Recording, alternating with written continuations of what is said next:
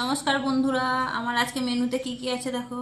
এই যে পটল দিয়ে মাছ দিয়ে ঝোল করা হয়েছে, আর সালাড আছে করলা দিয়ে চিংড়ি মাছ দিয়ে, আর এটা হচ্ছে শুশনি শাক।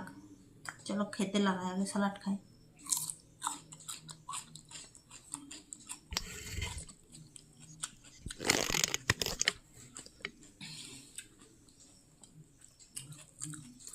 আমি করলা খাই।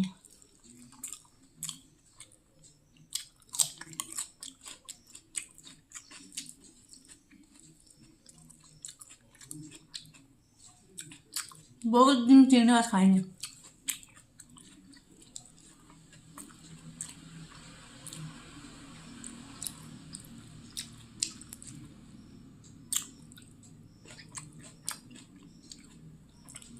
লঙ্কা স্টার্ট খাবো।